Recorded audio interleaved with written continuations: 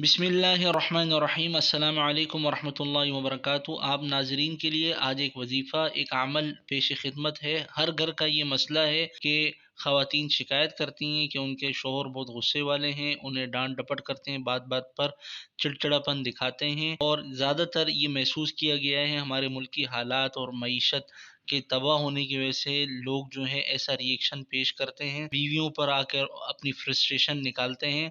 तो ऐसी बहनों के लिए ये बहुत ही कारामत वजीफ़ा है। जो शौहर अपनी बीवियों को तंग करते हैं, गुस्सा करते हैं, ऐसे गुस्सीले शौहरों के लिए उनका गुस्सा ख़त्म करने के लिए जब भी उसे खाने की कोई चीज़ दें तो उस पर 7 मरतबा बिस्मिल्लाहिर्रहमानिर्रहीम और एक बार दुरूद शरीफ पढ़कर उसे दें।